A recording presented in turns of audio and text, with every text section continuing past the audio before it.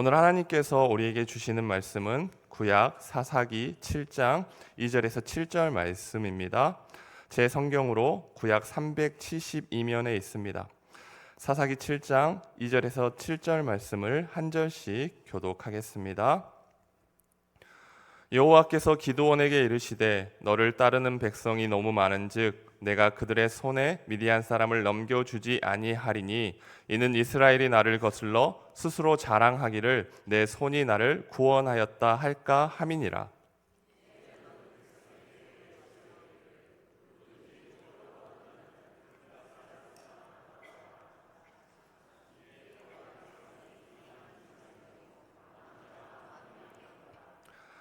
여호와께서 또 기드온에게 이르시되 백성이 아직도 많으니 그들을 인도하여 물가로 내려가라.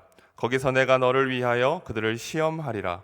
내가 누구를 가리켜 내게 이르기를 이 사람이 너와 함께 가리라 하면 그는 너와 함께 갈 것이요 내가 누구를 가리켜 내게 이르기를 이 사람은 너와 함께 가지 말 것이니라 하면 그는 가지 말 것이니라 하신지라.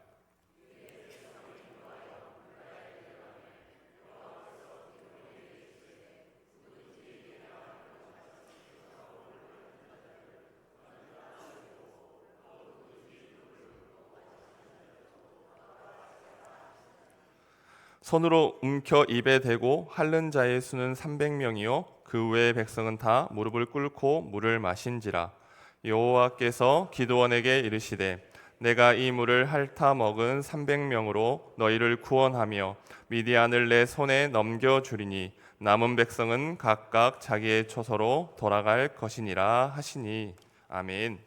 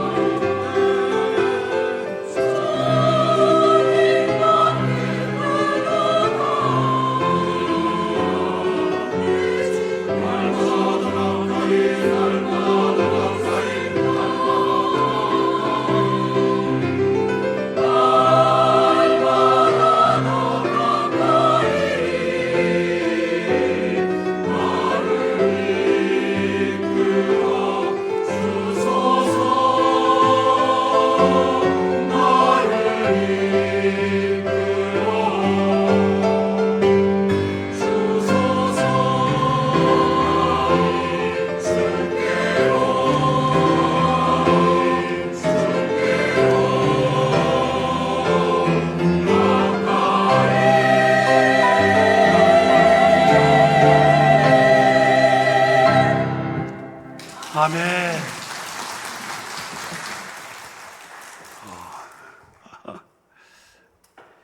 이렇게 아름답고 수준 높은 찬양을 매주 들을 수 있다는 것은요, 진짜 하나님의 은혜예요. 하나님께는 영광을, 또 우리 시온 찬양대에게는 격려 담아서 박수하겠습니다. 감사합니다. 할렐루야. 반갑습니다. 3년 만에 뵈는 것 같아요.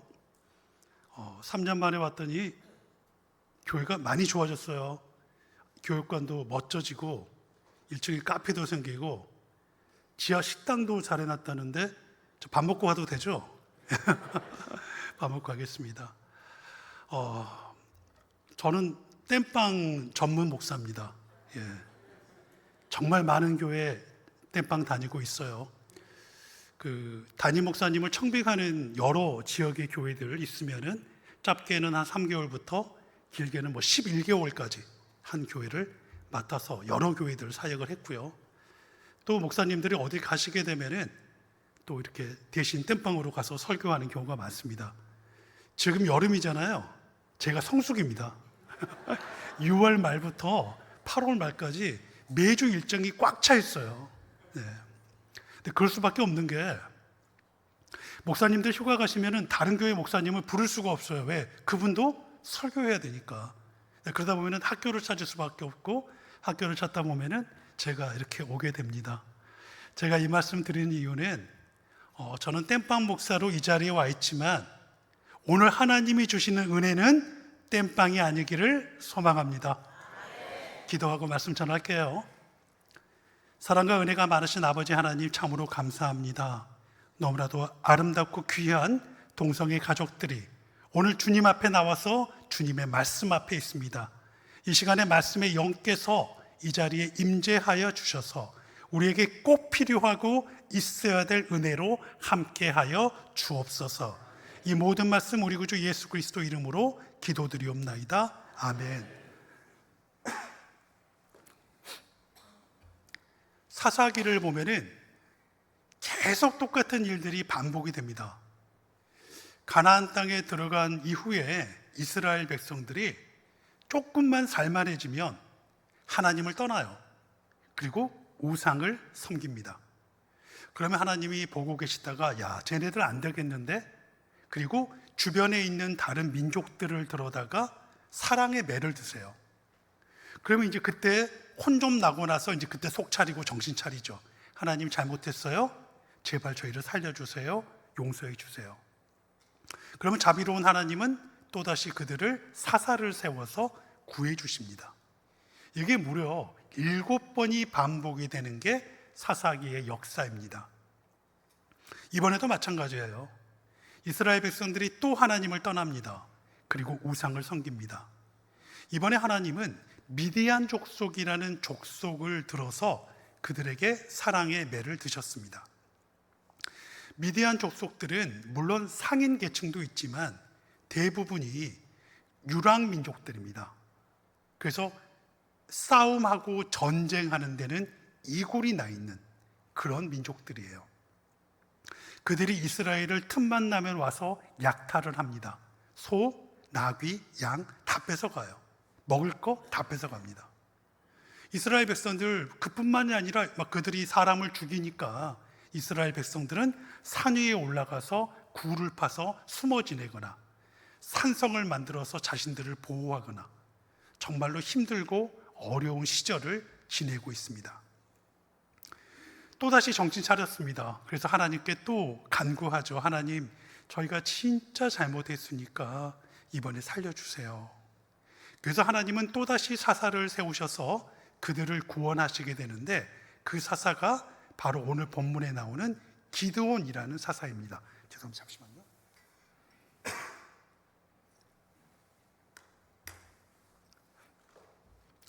한 가지 재밌는 사실은 이 사사기에서 하나님이 사용하시는 사사들을 보면 엄청나게 능력이 있거나 뛰어나거나 그런 사람들이 아니에요. 지극히 평범하거나 때로는 약점을 가진 사람들도 많습니다. 예를 들어 보면 여러분이 잘 아시는 사람 중에 왼손잡이 에훗이라는 사람이 있어요. 예전에는 사람들이 그냥 왼손잡이인가 보다라고 생각을 했어요. 근데 이 왼손잡이라는 말의 히브리어 원어가 이쉬, 이테르, 야드, 예미노라고 하는데요. 이쉬라는 말은 남자란 뜻입니다. 이샤 그러면 여자죠. 이쉬, 남자. 이테르라는 말은 갇혀 있다 또는 닫혀 있다는 뜻이에요. 야드 예미노, 그의 오른손이. 그러니까 원어대로 그대로 해석을 해보면 그의 오른손이 닫혀 있는 남자란 뜻이에요. 그래서 많은 오늘날의 구약학자들은 왼손잡이를 의미하는 게 아니라 오른손에 장애가 있는으로 해석하는 게 맞다라고 생각을 합니다. 또 여성 사사였던 드보라가 있죠. 당시의 고대 근동 사회는 남녀의 차별이 엄청나게 심할 때예요. 그때의 여성 사사였던 드보라, 당연히 사회적인 약자였죠. 또 삼손 같은 경우는 힘은 엄청나게 셉니다. 그러나 우리가 알다시피 지혜가 부족하고 더 나아가 분노 조절 장애자, 바로 그런 사람이 삼손이었어요. 하나님은 이렇게 어떻게 보면 너무나도 평범하고 또는 약점이 있는 사람들을 들어서 사용하셨습니다. 이유가 뭘까요? 이스라엘에 인물이 없어서, 뛰어난 사람이 없어서? 아닙니다. 하나님이 지극히 평범하거나 약점이 있는 사람들을 들어 쓰시는 이유는 너희의 구원이 사람에게 달린 게 아니라 누구에게 달려있다? 맞아요. 하나님께 달려있다는 것을 분명하게 가르치시기 위함입니다. 오늘 사사인 기드온도 마찬가지입니다. 기드온도 지극히 평범하거나 사실 겁쟁이에요. 그 여호와의 사자가 기드온을 찾아오는데 그때 기드온이 뭘 하고 있냐면요, 포도주 틀에서 타작을 하고 있어요. 타작이라는 것은 넓은 타작 마당에서 하는 게 일반적입니다. 그런데 포도주 틀에서 하고 있다는 이야기는 뭐냐? 겁나고 두려워서예요. 타작 마당에서 타작하고 있으면 혹시라도 미디안 사람들이나 아말렉 사람들이 보면은 뺏어갈까 봐. 그래서 포도주 틀 한번 보여주세요. 사진 하나. 자, 지금 여러분들이 보시는 저게 고대 이스라엘의 포도주 틀인데요. 위쪽에 있는 사각형 보이시죠? 거기에다 포도를 쌓아둡니다.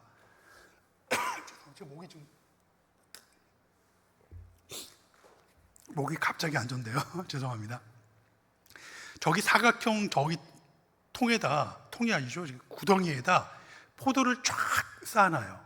그리고 남자들이 맨발로 발은 씻었나 모르겠어요. 근데 올라가서 막 밟는 거예요. 그러면 즙이 짜져서 앞쪽에 동그랗게 되어 있는 저기 흙구덩이 같은 데다 포도즙이 짜지게 되는 거죠. 그걸 떠서 마시는 겁니다. 드시고 싶으세요? 네, 저도 안 먹을 것 같습니다. 자, 됐습니다. 저기에서 타작하고 있는 거예요. 뺏길까봐. 근데 왜 포도주 틀에서 하느냐? 이유는 간단해요. 포도는 안 뺏어갑니다. 가나안 땅에 널리고 널린 게 들포도기 때문이죠. 겁쟁이죠. 근데 그를 찾아와서 여호와의 사자가 뭐라고 말하냐면 사사기 6장 12절에 보면 이렇게 말하고 있습니다. 여호와의 사자가 기드온에게 나타나 이르되 큰 용사여 여호와께서 너와 함께 계시도다 하매, 큰 용사여라고 부르고 계셔요. 만약에 기드온이 미디안 족속들하고 칼을 차고 막 전쟁하고 있는데 큰 용사여 이렇게 불렀으면 좋아요, 맞는 얘기죠. 지금 뭐 하고 있어요? 포도주 틀에서 숨어서 타작하고 있어요. 겁쟁이죠. 근데 여호와의 사자가 그에게 큰 용사여라고 부른 거는요, 단순히 놀리기 위함 아니에요. 또는 우리가 알지 못하지만 기드온에게 엄청난 큰 용사로서의 자질이 숨겨져 있느냐? 그것도 아닙니다. 하나님의 사자가 기드온에게 큰 용사여라고 부르는 이유는 간단해요. 하나님이 너를 큰 용사로 쓰시겠다는 겁니다. 내가 큰 용사가 되는 게 아니에요. 하나님이 나를 사용하시면 큰 용사가 되는 겁니다. 마치 예수님께서 베드로에게 내가 너로 하여금 사람을 낚는 어부가 되게 하리라. 베드로가 능력이 있어서 아니잖아요. 주님이 사용하시는 거예요. 그러면 사람을 낚는 어부가 되는 겁니다. 이처럼 하나님의 부름을 받은, 큰 용사로 부름받은 기드온의 첫 번째 반응은요, 하나님 감사합니다. 저같이 참 약하고 부족한 사람을 하나님이 사용해 주시니 얼마나 좋아요. 감사해요. 은혜예요. 아니에요. 두려워합니다. 주저합니다. 하나님 안 될 것 같은데요. 제가 어떡해요? 그래서 하나님이 기드온에게 약속을 해주세요. 걱정하지 마. 내가 너 도와줄게. 자, 사사기 6장 16절 말씀 보면 이렇게 말합니다. 여호와께서 그에게 이르시되 내가 반드시 너와 함께 하리니 내가 미디안 사람 치기를 한 사람을 치듯 하리라 하시니라. 아멘. 네가 미디안 족속들하고 전쟁을 할 텐데 걱정할 필요가 없어. 내가 네 옆에 있을 거고 한 사람하고 싸우는 것처럼 정말로 가뿐하게 쉽게 이기게 도와줄게. 약속을 해주신 거예요.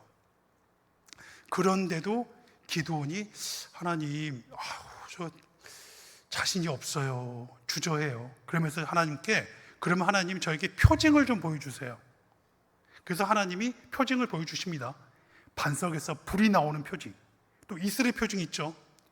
다른데 모든 곳엔 다 이슬이 있는데 양털에만 보송보송 이슬이 없어요. 이런 표징들을 보고 드디어 깨닫게 되죠. 아, 하나님이 내 곁에 계시구나.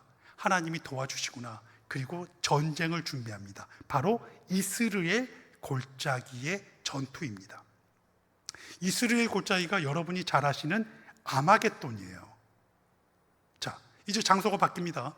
이스라엘 골짜기로 갑니다.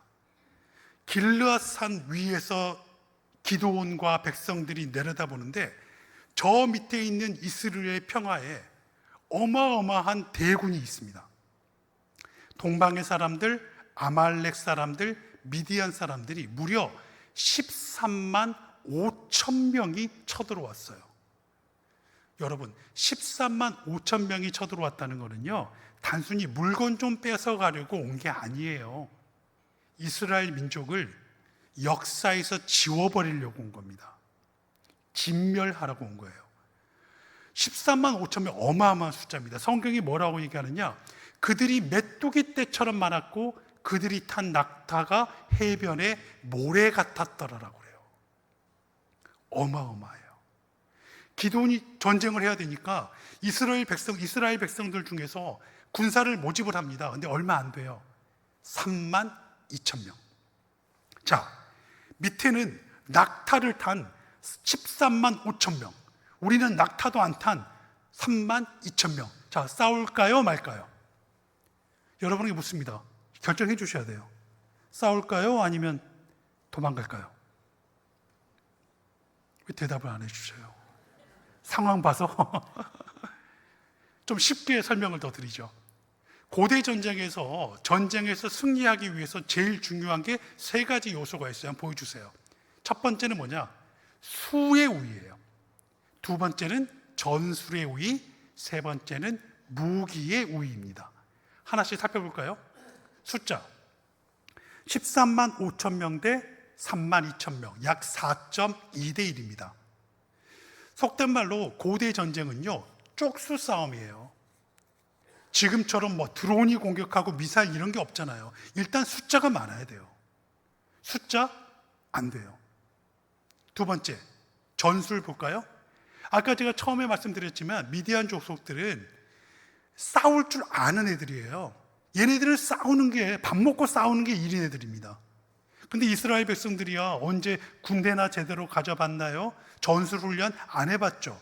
전술 안 돼요. 게임이 안 돼요. 무기 볼까요? 기원전 1300년경에 히타이트족에 의해서 철기가 고대 근동 지방에 전해집니다. 학자들에 따르면 당시 미디안 족속들의 병기는 최소 후기 청동기거나 초기 철기일 것으로 이야기를 합니다. 근데 우리는 흔히 잘못 알고 있는 게 후기 청동기보다 철기가 더 단단할 거라고 생각하잖아요. 아니에요. 강철이 나온 건 한참 뒤고요. 초기 철기보다는 후기 청동기가 훨씬 단단해요. 그러나 구리와 주석을 구할 수가 없으니까 철기로 넘어간 겁니다. 그러니까 최소 후기 청동기니까 무기가 단단하고 강한 무기예요. 그러나 학자들에 따르면 이스라엘은 여전히 청동기입니다. 무기 가진 사람도 많지도 않아요. 숫자 안 되죠.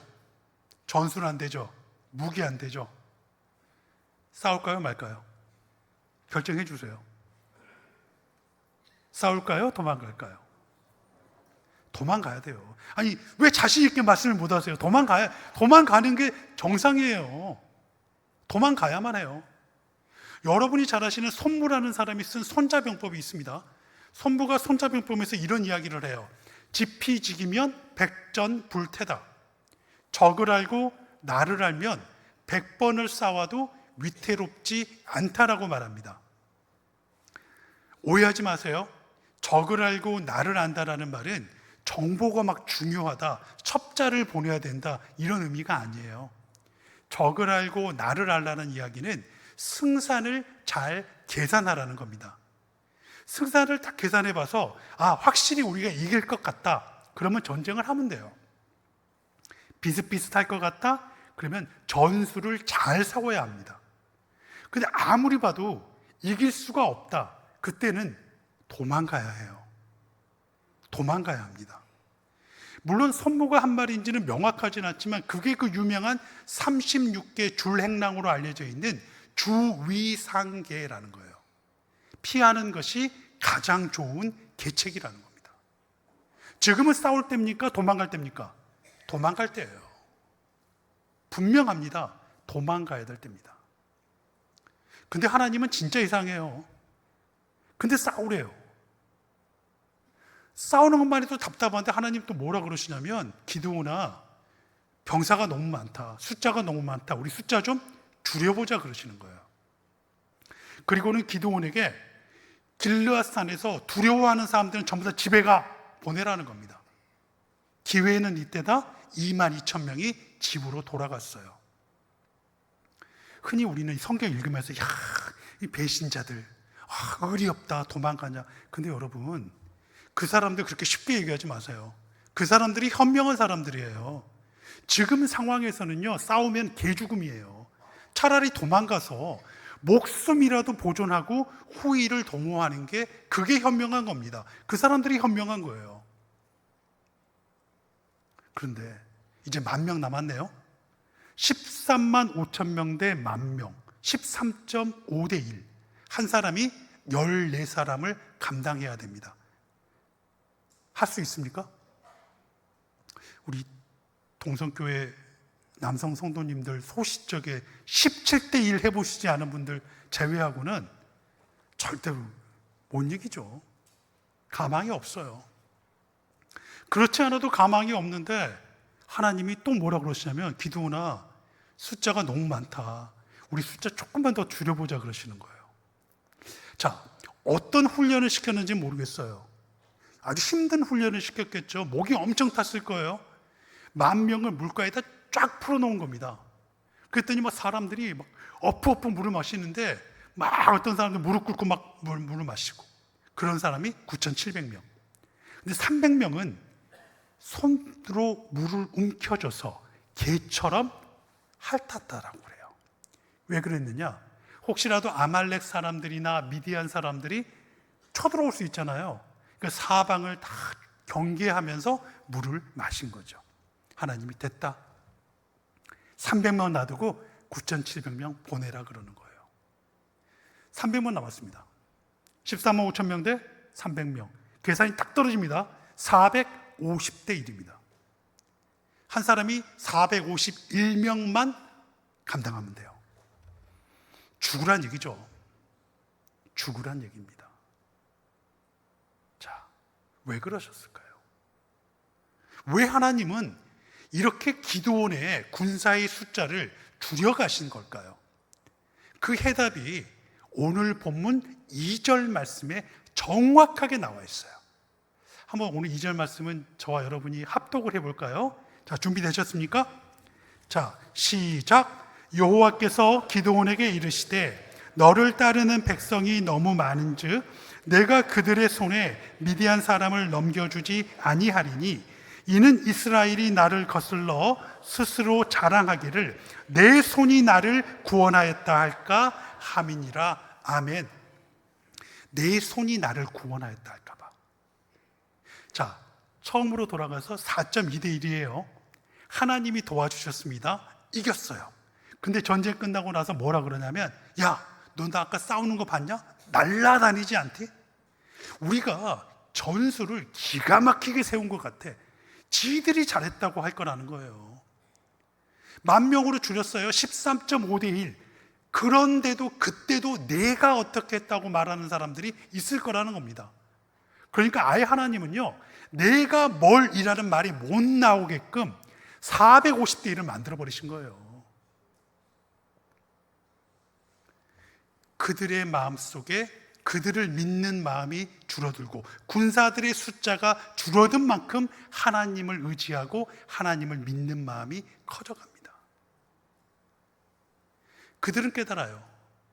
300명이 되는 순간 그들은 확실하게 압니다. 아, 이것은 하나님의 기적이 아니고서는, 하나님의 은혜가 아니고서는 절대로 이길 수 없는 싸움이다. 아니, 더 다른 것, 더 확실한 깨달았어요. 이 싸움은 내 싸움이 아니라, 나에게 속한 싸움이 아니라 누구에게 속한 싸움이다. 여호와께 속한 싸움이라는 거예요. 내가 싸우는 게 아니라 누가 싸우시는 거예요? 여호와 하나님이 싸우시는 거예요. 줄어든 숫자만큼 하나님을 의지하는 하나님의 자리가 더 커져 나가는 겁니다. 많은 성도들은 내 안에 내 자리도 크고 하나님의 자리도 컸으면 불가능해요. 내가 작아져야 돼요. 내가 작아진 만큼 하나님의 자리가 커져 나가는 겁니다. 내 약함을 고백하지 않고서는 하나님께 의지할 수가 없는 겁니다. 하나님이 원하시는 건 바로 이거예요. 지금까지 우리의 삶은 어땠을까요?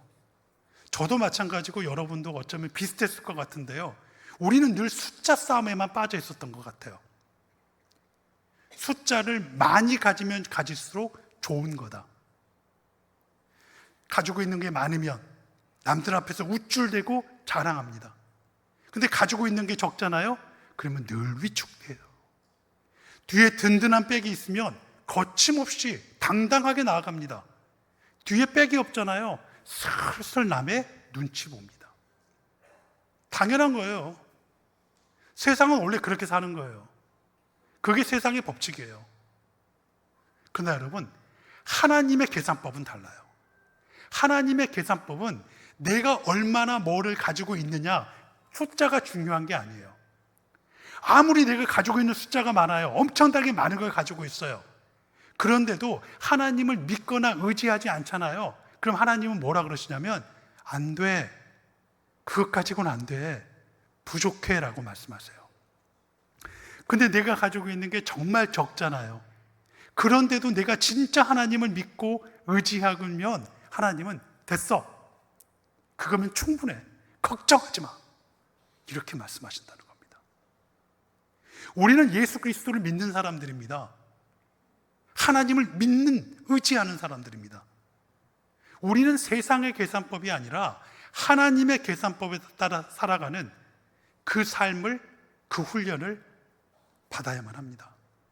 성경에 보면은요, 숫자를 의지하고 살아가는 것이 얼마나 어리석은 것인지 수많은 이야기들이 있어요.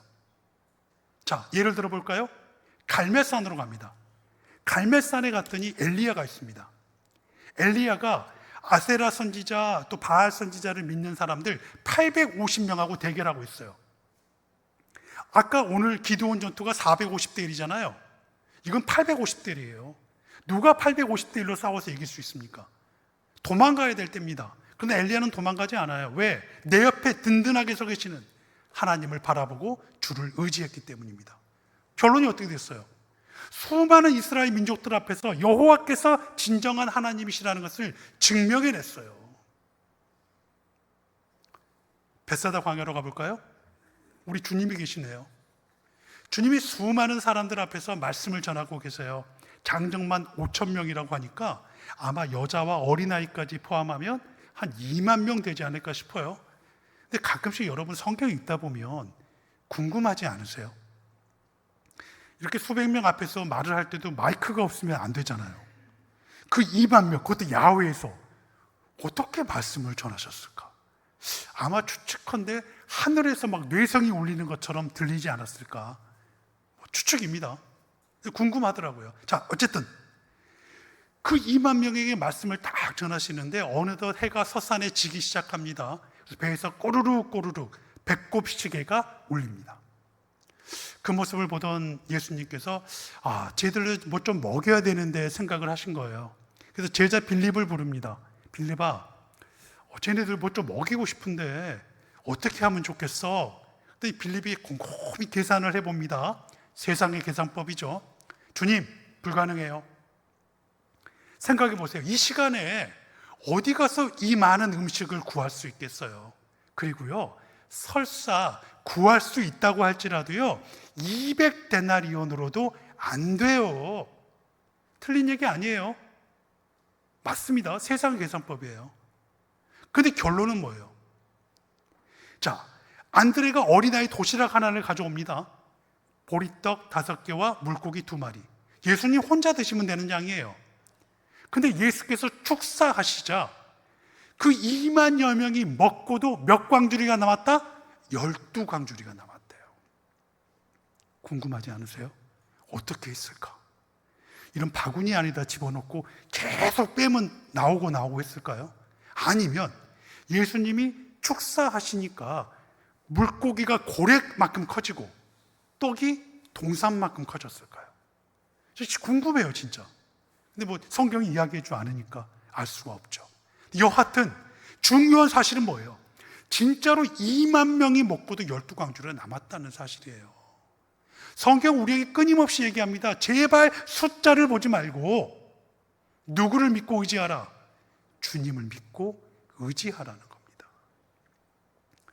세상 사람들의 눈에는 300명 가지고 13명, 5천 명하고 싸우는 거 어리석다 그럴 거예요. 그러나 하나님께는 헌신된 300용사면 충분했던 거예요. 사람들의 눈에는 엘리야 한 사람이 850명의 이방 선지자와 싸우는 거 무모하다고 할 겁니다. 그러나 하나님께는 기도하는 엘리야 한 사람이면 충분한 거예요. 보리떡 5개와 물고기 2마리 이거 갖고 뭐예요? 주님이 함께 하시면 2만 명을 먹이고도 남아요. 여러분, 세상의 계산법이 아니라 하나님의 계산법에 익숙해지십시오. 두려워하지 마십시오. 지그지글러라는 엄청 유명한 자기개발 전문가 또 베스트셀러 작가가 있습니다. 여러분이 서점에 가시면은 그분 책이 굉장히 많아요. 그분의 실제 있었던 일화입니다. 이분이 젊은 시절에 7살 난 아들에게 매일 저녁마다 테일러스 바이블 스토리라는 책, 테일러의 성경 이야기라는 책 가지고 실감나고 재미있게 성경 이야기를 해줬어요. 그날의 주제는 우리가 너무나 잘 아는 다윗과 골리앗의 이야기였습니다. 실감나게 막 아들에게 얘기해주고 나서 이렇게 얘기했어요. 아들 생각해봐. 다윗 진짜 용감하지. 골리앗은 키가 3m에다 엄청나게 싸움을 잘하는 장수야.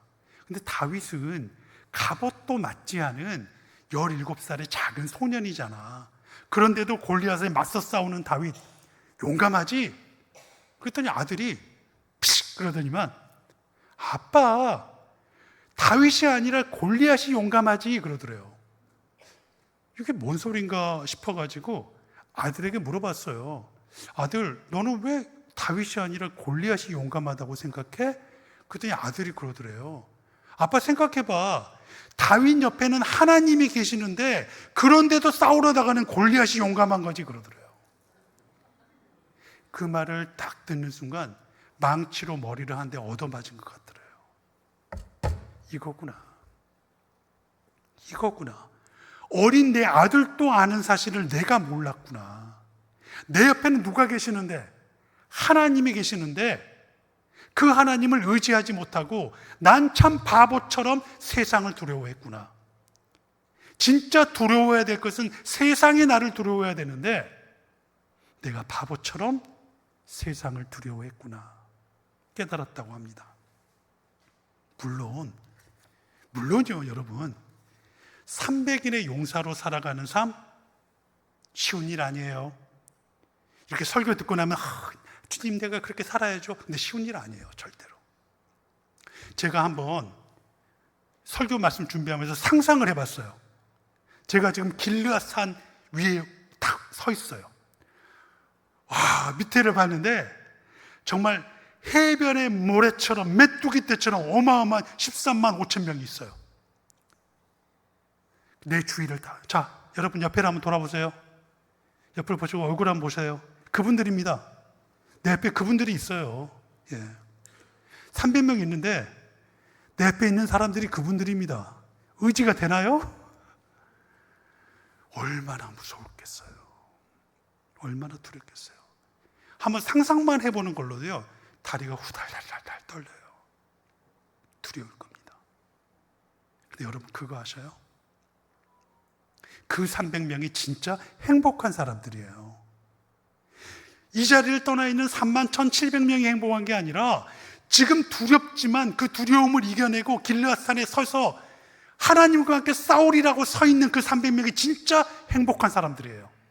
왜냐하면 그들은 그 누구도 경험하지 못하는 여호와께서 싸우시는 그 전쟁을 목격하게 될 것이며 하나님의 은혜와 기적을 경험하게 될 것이며 평생 그 기억을 삼아 믿음을 지키며 살아갈 수 있을 겁니다. 여러분이 행복한 사람이에요.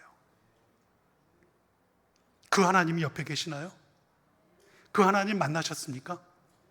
우리가 정말로 만나셔야 될 하나님은 눈으로 보여지는 하나님 아니에요. 시편 18편 우리가 눈으로 볼 수 있죠. 나의 힘이 되신 여호와여 내가 주를 사랑하나이다.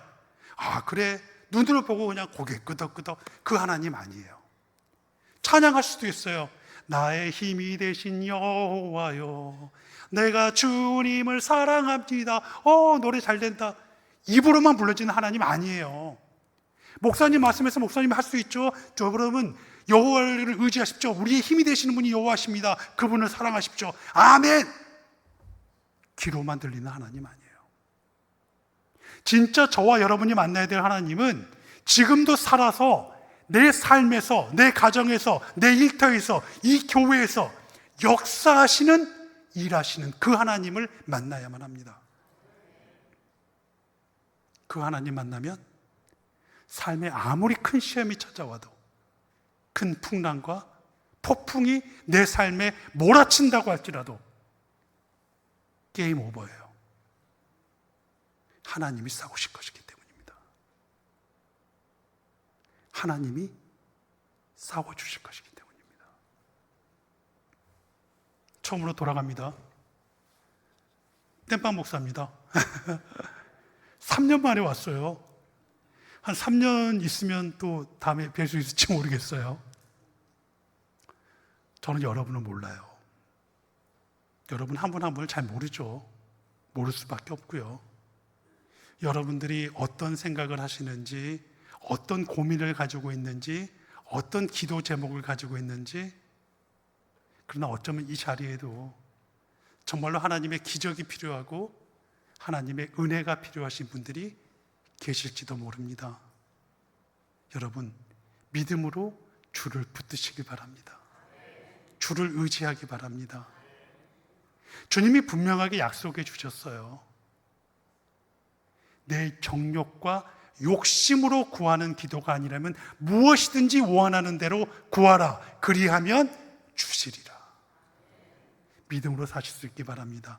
삶의 모든 시험을 이기되 능력으로 이기고 넉넉하게 이기는 믿음의 용사 되실 수 있기를 간절히 소망합니다. 기도하시죠. 사랑의 아버지 하나님 감사합니다. 저희의 손안에 쥐어진 그것들 바라보기 전에 오직 주님만 바라며 주님만 의지할 수 있게 하여 주옵소서. 그래서 삶에 주어진 모든 시험들 이기되 넉넉하게 이기는 믿음의 용사 되게 하여 주시옵소서. 이 모든 말씀 우리 구주 예수 그리스도 이름으로 기도드리옵나이다. 아멘.